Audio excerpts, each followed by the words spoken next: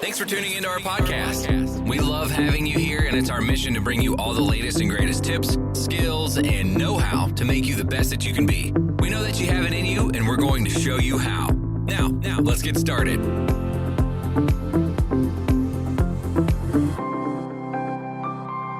This episode is powered by Poddex.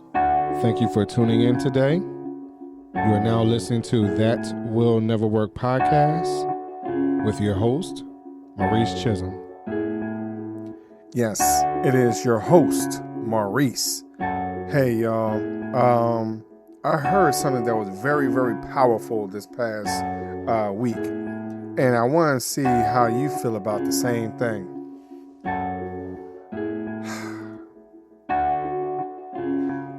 The phrase was, or the motivational moment was, it's not the water that's around the ship that sinks it, it's the water that's in it that does. I'm paraphrasing. That wasn't it in totality. Again, if you had seen it on Instagram, you would know what I'm talking about. So think about that for a second. It's not the water that's around the ship that sinks it, right? That's how the water that's how the boat travels. It travels via the water. You know, that's its job, to get you from point A to point B. And sometimes point A is deep in the middle of the water, and which I don't understand, right? But that's what some people do. They take the boat out and just sit out there in the water chilling, right? Point B, that's your point B, I guess, and then take you back home. Now, for those individuals that live on the water, you understand the importance of keeping the water out of the boat. Now, there are a number of ways that the water can get in the boat, whether it's a high tide, low tide situations. It can be a storm. It can be a hole in the hull. So I give you a few different things, but I'm going to stick towards the hole or the storm. So when you think about it from a storm perspective, a lot of times we don't understand what is the storm and what's keeping us from achieving our goals. Sometimes a storm is our best friend, and their information that they're feeding us is constantly beating us down, right?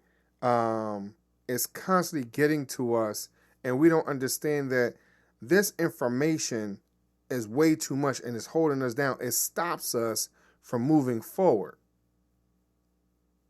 So now that you are receiving this information, and sometimes the information, and I tell my wife all the time, sometimes, gossip is fun.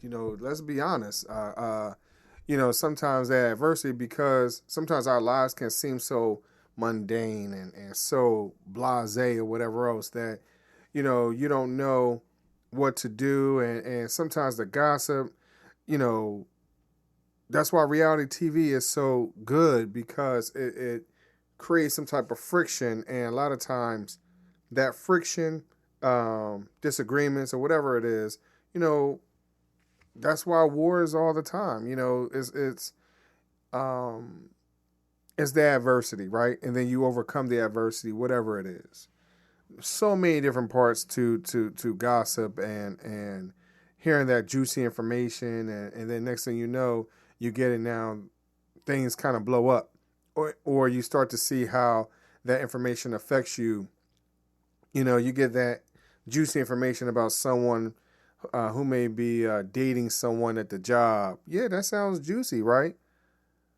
But then you don't know the backstory when, someone is actually married or in a relationship or whatever the situation is, and then it all falls apart. How good is that information? And most importantly, in some cases, sometimes that information that based off of your relationship to that information that's given to you can wear you down, and now you don't know what to do and how to go and how to move because that information is way too heavy. And you don't know what to do with it moving forward. So I'll give you another example, which is when people are saying, hey, you know what? The job is not, doing any more promotion or promoting from within. They're only getting people to put in these positions from without. And now you're like, wow, what am I going to do?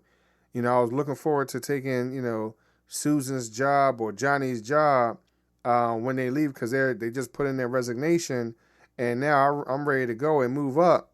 Well, how do you get over that hump? Because everyone can't speak for themselves. And a lot of times people are going to say, shh, don't tell nobody. Don't tell anybody that I told you this, right? You'll hear that a lot. So now what are you supposed to do with that information? How are you supposed to move forward? How are you supposed to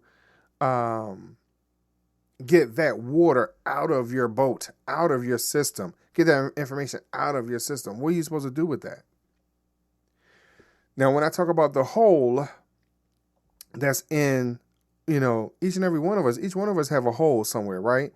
And the question is, how do you plug that hole? How do you take that hole and plug it up so the water don't seep in and sink you, right? That information or that storm, it can, depending on the storm, of course, and the size of waves and things like that, it might take you a little longer time to be sunk. It can, right? But if there's a hole, and depending on where the hole is, and again, how the waves are moving and shaking, you having that hole, it can take you down a little quicker. So how do you find ways to either get the water out during a storm, or how do you plug the hole? And it could be calm, because sometimes you don't even know you have a hole, right? Everything could be calm, and the next thing you know, you're like, well, why am I sinking? Because you have a hole somewhere. You're not as put together as you think. And that can be holding you back also. So as we are looking forward to becoming a better version of ourselves, let's look at what our weaknesses are. How are we being overrun? How are we being taken apart by information, by the news, by anything that's bringing down our countenance, and not allowing us to flourish where we need to be? I challenge all of us to look at ourselves in the mirror and be honest. Now, let's not be honest to the point where we are bashing ourselves and we can't move, right? Unless you feel like you can handle that. But let's be honest with ourselves to the point of, hey, you know what? This is our flaw. How do we fix this one flaw without looking at every single flaw, every single issue? Understand what the holes are, and how to fortify that hole so that way no more water can penetrate where we are to sink what we have going on. It looks like inflation. It looks like food shortages. It looks like product shortages. It looks like people that are in our lane. These are situations that as we're trying to move forward, whether it is trying to be an entrepreneur. And if you listen to a couple episodes ago where I talked about the hot dog stands mentality, or whether it is someone else has the job or don't have the job, and whatever the situation is, how do we make sure that we are tight enough to overcome all these situations and these obstacles? I challenge each and every one of you today to make that decision, how to get this water. Because even after you having a hole and you patch the hole, you still got to find a way to get that water out your boat. So I challenge you today, how to get the water out of your boat.